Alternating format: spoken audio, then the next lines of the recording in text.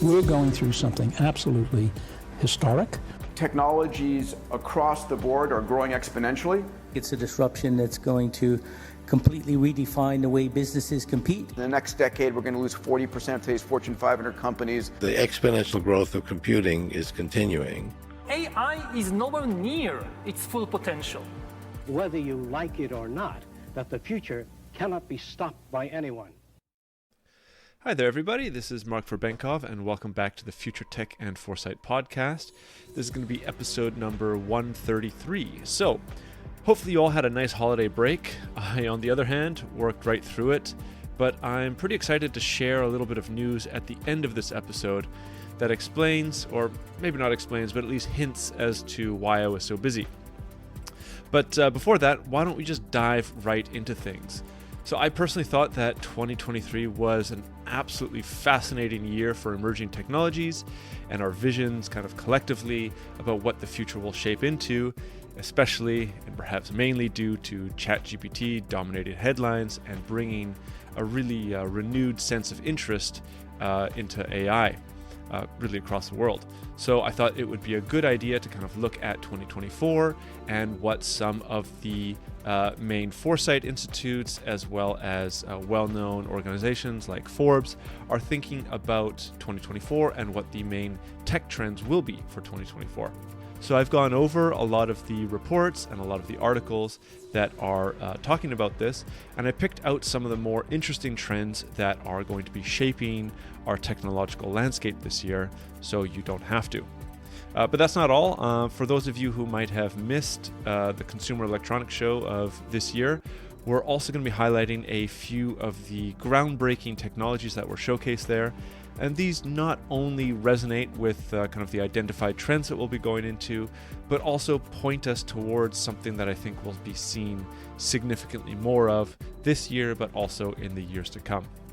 And as I mentioned right at the beginning, on a little bit more of a personal note, personal business note, I'll be sharing about one of the projects that I have on my plate for this year, which I'm pretty excited to be sharing with all of you. Now, lastly, I'll be starting to record these little intros and monologues that I've typically done just as audio with video. But as luck would have it, there's a Arctic cold snap that's hitting the part of Canada that I'm living in now, and the internet has been out for 4 days. And there's really no way to record this while also referring to some of the notes that I made. So for the very first episode of this year, it's unfortunately just going to have to be audio. But for the future episodes that are coming out, for the guest introductions and episode introductions and monologues, there will be video, which will be put up, of course, on the website and on the YouTube channel as per usual. Okay, so why don't we just jump into the main trends that have been written about. I'll of course list all the reports and the articles in the show notes if you're looking for a much more comprehensive look as to what all of the potential tech trends are for this year that these organizations and institutes, etc., have written about. But I think these are some of the more interesting and relevant ones that are going to be impacting businesses and society at large this year. So I've picked out 7, so why don't we start with number 7 and move our way up. And this one is going to be sustainable technology, which is of course something that has been talked about substantially over the last couple decades, and of course has no signs of slowing down, but actually quite the opposite. So for instance, Europe's share of innovation funding has been going towards this, is actually going to be growing over this year. And we can already start to hear of the rhetoric of sustainability, climate change, and the technological solutions to this starting to be ramped up as we go into a massive election year. But I will be really talking about that in one of the later points. So really this sustainable technology point number 7 is really more like an introduction to the other one that I think is far more interesting, as I think we're all very familiar with sustainable technology and the alternative technologies. But of course, it's a trend that will be, I think, picking up a little bit more steam this year than others. So the next is Metaverse and spatial computing. So I've talked about the Metaverse, and I've had a lot of guests on the podcast to talk about the Metaverse over the last couple of years. Hopefully all of you listening have heard some of those at the very least, so that you know at least what the Metaverse is and what kind of technologies like VR, AR, and kind of the 3D environments that are connected to that, and why they're so important, and potentially why we'll be using the Metaverse in the next, people say 10 years or so, but most likely less than that, like we're using smartphones and the internet or AI nowadays. So there's certainly a lot of room for growth in there. And I think that this year, not just from the other reports that are saying the same thing, but also from my personal understanding, I think that the Metaverse and the technologies that are underpinning it will be really important, especially as Apple's Vision Pro, which will be releasing, I think, on February the 2nd this year.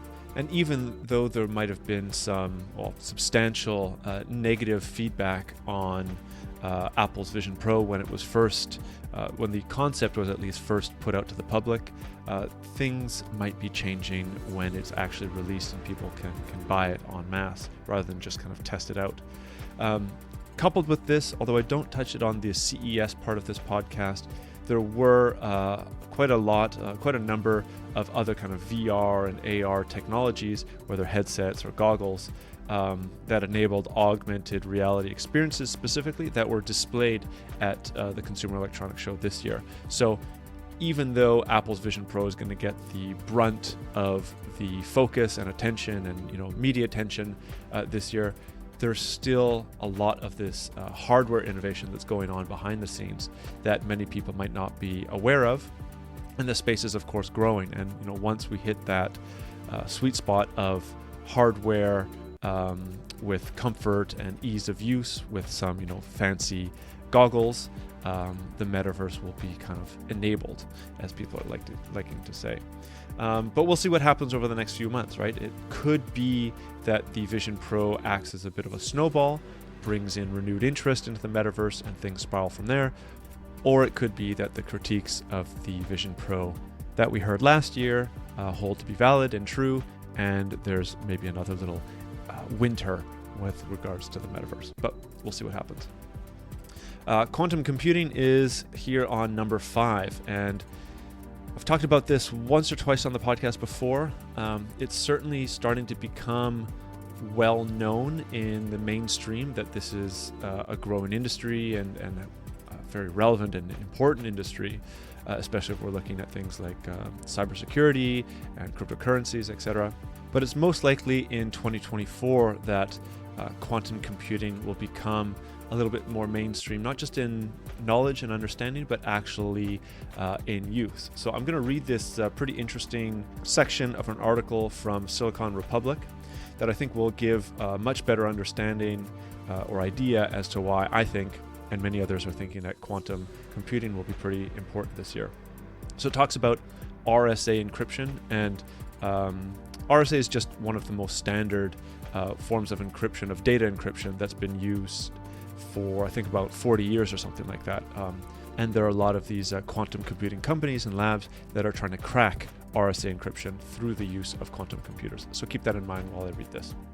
Okay, so while the siege on RSA encryption is underway, it is crucial to acknowledge that the encryption method itself is robust and has withstood more than 40 years of technological innovation.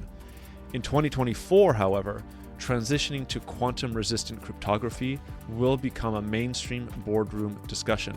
No longer a buzzword or a topic to be tabled, becoming crypto-agile to prepare for post-quantum encryption will be a key focus for the C-suite this year. This shift has massively been supported by the U.S. National Institute of Standards and Technology, also known as NIST or NIST. Their development of quantum-resistant encryption and its impactful educational campaign on quantum's threat to decryption. They have now transformed a once theoretical discussion about decryption into a mainstream business focus. So the article goes on, but I think the main point here is that if RSA encryption is maybe slightly cracked in this year, as many are writing that they believe it will be, then there's going to be a massive amount of need for this quantum-resistant encryption that every type of business will be taking on board, adopting over the next 6-8 months. So it's really, really interesting and certainly something to be focusing on as you're thinking about trends in this year. So the next, which is very well closely connected to this, is a potential crypto winter.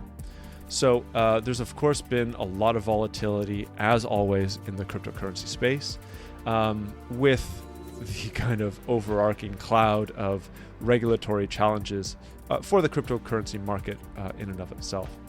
However, in 2023, the market and the industry experienced a lot of pretty substantial negative press. So one of the first, of course, being the FTX scandal with Sam Bankman-Fried. The other, a little bit more recently, I think at the end of last year, was Binance's CEO being convicted and pleading guilty to failing to maintain an effective anti-money laundering program in violation of the BSA, and has resigned as CEO of Binance. And Binance is, of course, one of the largest cryptocurrency exchanges on the planet. That, coupled with the previous point that I mentioned before with the disruptive potential of quantum computers, are leading many to kind of think about leaving the crypto space or moving away from the crypto space, as there's going to be potential disruptions and negative activity that are going to draw down the value of Bitcoin and other cryptocurrencies, of course, as well as, I guess you could say, the lackluster progress of other very positive schemes, such as that in El Salvador, which took on Bitcoin and it's now accepted as fiat currency. So it should be accepted everywhere that you want to pay for something. There hasn't been a lot of substantial progress on that lately anyways, so there might be some wane optimism with regards to that. But more on that in the next couple of months, because I do plan to go down to El Salvador and check it out myself to see what's up. So with these kind of negative things, there's a lot of, hesitancy, lack of optimism for cryptocurrencies and the blockchain industry as a whole. So people are calling for a crypto winter. However, on the flip side of this, others are anticipating a Bitcoin ETF in early 2024. And if this is going to be successfully passed, the crypto winter will quickly turn into a crypto moon launch, drawing interest, money, and of course memes back into this really interesting space. So we'll have to, of course, see what happens over the next couple of months. So number 3, wearables, and I believe this is pronounced correctly, the phygital convergence. So this is the fusion of physical and digital experiences through wearables and augmented reality technologies might be, potentially reshaping how we interact with the world. Very closely connected to the Metaverse and the augmented reality glasses and goggles and headsets that I talked about earlier. Now, Meta, Google, and Microsoft, as I've talked about before on the podcast, are all developing smart glasses that incorporate AI for the purpose of visual and voice answering. Meta has already debuted experimental visual search for its Ray-Ban smart glasses, which allow users to ask questions and get answers, and OpenAI is reportedly in talks to add object recognition to Snap's Spectacles devices. Humane.ai developed a pin which is controlled with a combination of voice, a camera, gestures, and a little built-in projector. This was the product that was the subject of much ire and kind of ridicule for their, lackluster marketing campaign, even though the product itself could be pretty interesting. So generally speaking, what we're seeing is AI being plugged into a lot of the wearables that were coming out over the previous couple of years. So they're getting smarter, they're being able to interact with our environments and give us data and information simply by wearing them and having them kind of interact with the world with us. So there's kind of an interesting synergy between man, machine, and the environment that we're physically living in. So that's something that will be certainly expanded upon this year, and it'll be really interesting, hopefully, to have a couple of guests to talk about this, especially as the technologies come out throughout the year. And this fits a little bit into some of the technologies that are interesting to mention from the CES from this year, but I'll get into that in a little bit after we look at the last two. So the second one is the digital trust or lack thereof in a year of major elections. So hopefully everybody listening to the podcast has either listened to first place I heard it was the PBD podcast, but many other podcasts and places have spoken about this since then.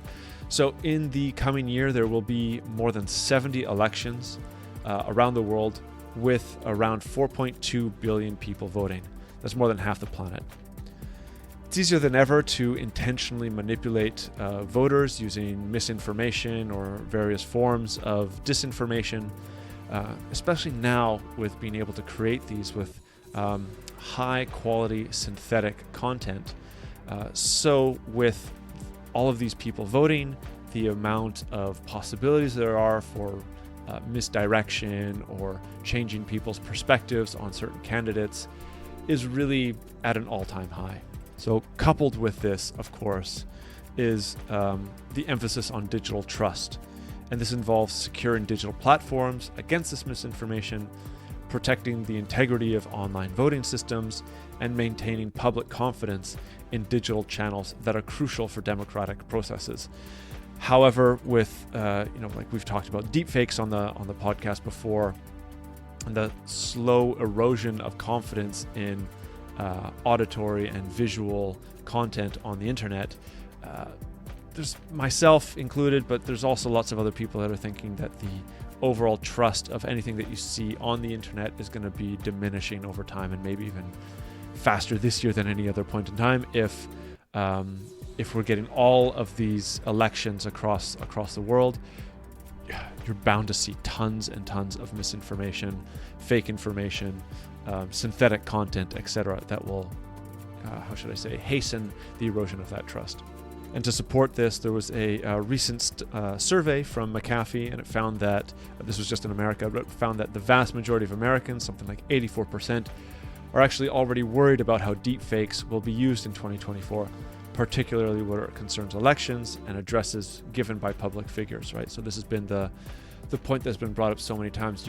If you get a good enough deepfake, you can have any political candidate say pretty much anything that you want. So, used in the hands of the opposition, they could say anything to really alienate their base and their voters. So this is, of course, going to be a pretty big trend this year. And coupled with this, or directly tied to this, there's also going to be a lot of proposed solutions for this. One being the crypto watermark to the specific metadata of whatever content's being produced. None are perfect, however. News organizations and other types of content groups are actually coalescing around blockchain technology as a means of verifying that content from a reliable source. So this kind of goes back to the previous point of the crypto winter might not necessarily be a winter this year, especially if the ETF comes out, and there's a larger and larger need for verifying content against the deluge of deepfakes that we're going to be experiencing. And as a recent example, actually Fox partnered with Polygon Labs. This is a layer 2 blockchain focused on scaling Ethereum organization. And so they're in partnership now to release an open source protocol for media companies to register their articles, photographs, and more. This is called Verify. So the little tagline here is that the Verify protocol establishes the origin and history of original journalism by cryptographically signing individual pieces of content on the blockchain. So I remember all the way back in 2018 when I started really getting interested in cryptocurrency in the blockchain space. Something like this was already talked about. We shall see whether this comes out this year and if it will be ready in time for the massive amount of elections. And if it is, well, there's certainly going to be some interest and some discussions around it. Might bring about more interest into the cryptocurrency space. And hopefully brings about a little bit of trust to the content that all of these politicians and political figures are going to be speaking about. But let's move on to number one. And obviously the number one trend for this year will be the same as last year: artificial intelligence. Especially with the possibility that ChatGPT 5.0 or maybe even some version of Q-Star could be released publicly. There's lots of interesting things to pay attention to this year, but two specifically to think about that I guess we've already seen late in 2023. One which I still think is absolutely fascinating, and this is the new materials connected to DeepMind, where they, I guess you could say, quietly released yet another tool in late 2023. And this one could revolutionize material discovery. Okay, so I'll read a little bit about this. It's a deep learning-based tool known as Graphical Networks for Material Exploration, or GNOME. It has already predicted the structures for 2.2 million novel materials. Impressively, more than 700 of these materials have already been synthesized in laboratories and are currently undergoing testing. Okay, so to me, this was really one of the first ideas that truly felt like we were approaching the technological singularity when I first read about it. I think it's an absolutely fascinating thing, and I will really try to look into this deeper and keep up with the updates this year and talk about it. Hopefully bring on some really interesting guests to talk about this, as I think it's just fascinating and really, maybe for the first time, brings about the conceptual idea of AI really moving innovation and progress forward significantly faster than we can individually as humans. And then, of course, slightly or quite closely connected to this, depending on how you think about it, it's something that one of the institutes calls concept to concrete. I've been thinking about it as simply just looping something through specifically ChatGPT. So this is where you go from an idea and you do several iterative loops, in my case with ChatGPT, and at the end you come up with an actual concrete project outline or strategy or tool.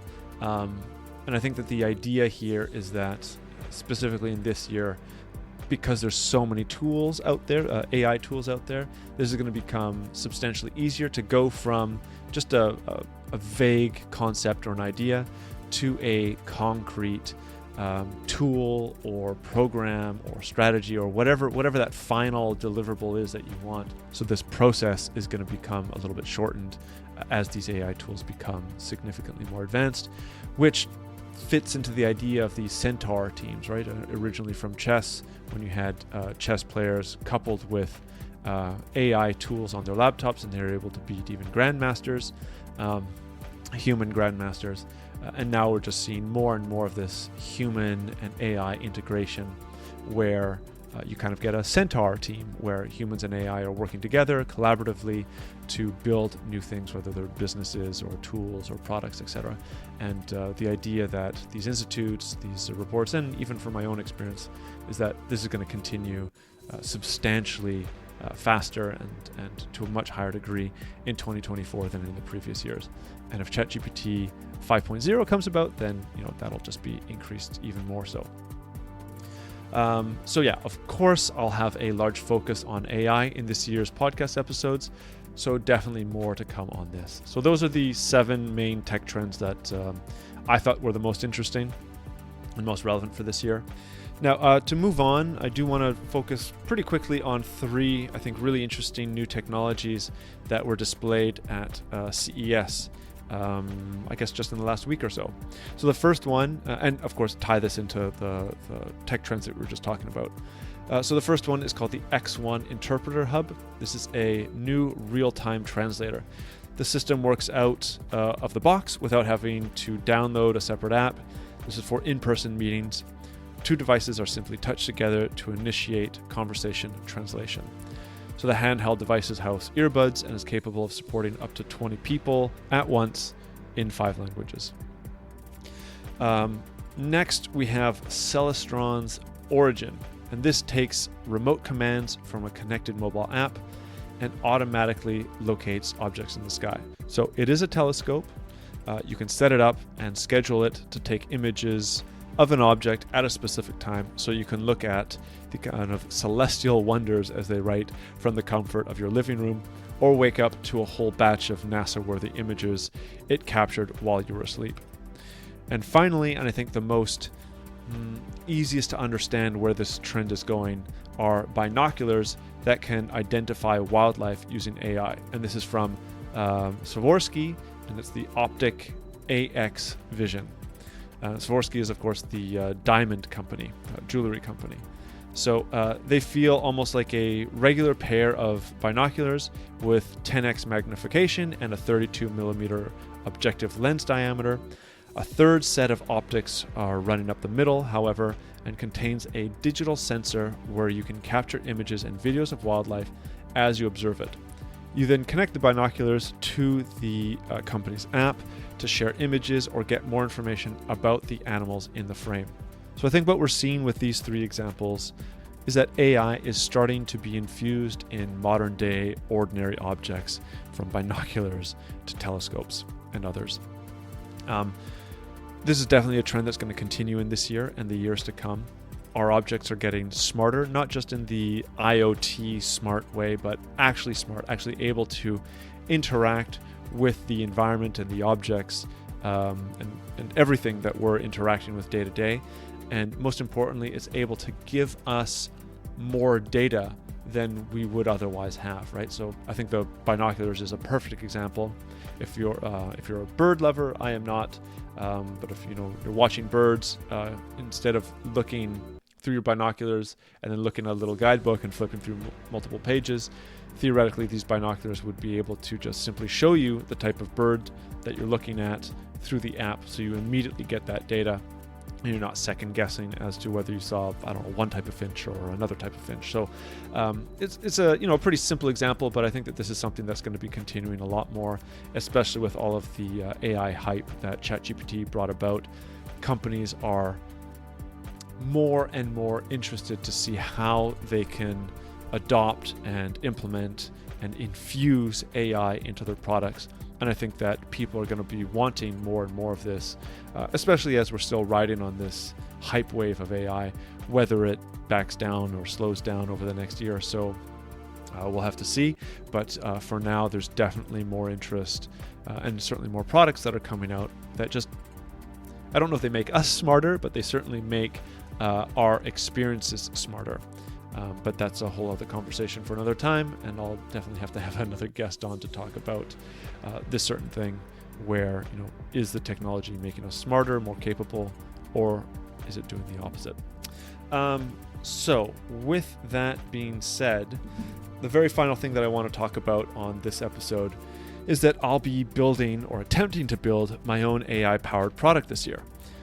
If it works out, and this is a fairly challenging task and might not actually be feasible as the technology might still be too limited based on what I want to create, I'll be releasing it in conjunction with a speech that I'll be giving in another province in Canada in the middle of June to associations that are in the industry that this product will support. But for now, I still want to keep it a little bit of a secret, as it's just in the very early building phase. But there have been similar products like it in the past, similar, not exactly, but similar, that have garnered actually quite a bit of attention, both positive and negative. So I think it'll be great to be able to discuss this in full on the podcast this year, of course, once it's released. Again, really need to emphasize this, all depending if this is even able to be built. So definitely you'll be hearing more about that once the product a little bit more mature and feasible. And finally, I thought it would be good to mention, I've also brought on a part-time video editor and a graphics designer to help with preparing these episodes, so you can finally expect the quality of the podcast to finally start going up, as it's not just going to be me with my fairly limited design and editing skills producing this entire thing by myself. So if you have any feedback or new ideas with this year's episodes, please send them our way, as we'll definitely be looking to improve as many aspects of the podcast as we can. So thanks as always for listening, and we'll start to have the guest episodes next week. Thanks again. Well, thanks for listening to this week's Future Tech and Foresight podcast. If you like what you've heard here, there are, of course, a number of ways that you can support the podcast. The best way would be to leave a review on Apple Podcasts or give a rating on Spotify, which you can find a step-by-step explanation for on the futuretechandforesight.com website. Alternatively, feel free to leave a comment either on the episode show notes or the YouTube channel, where you can see video recordings of the interviews. And finally, if you are part of an organization that is aware of the disruptive and transformational impact that emerging and future technologies will bring and want to know more, please get in touch to hear about the strategic foresight services that we offer and how we can help future-proof your organization and take advantage of the phenomenal opportunities available to survive and thrive in the future. A lot of future-shocked people and future-shocked institutions in our society. They're simply overwhelmed. Once there is superintelligence, the fate of humanity may depend on what the superintelligence does. Science fact is catching up to science fiction. The first truly intelligent machine will be the last invention that humanity needs to make. The only scarcity that will exist in the future is that which we decide to create ourselves as humans. Within a 10-year design revolution, we can have all humanity living the highest standard of living anybody's ever known. Progress is accelerating at an exponential pace, and it's going to reach a point where progress is so fast it's going to be a singularity. We are probably one of the last generations of Homo sapiens. Every single headline points to the birth pangs of a Type 1 civilization.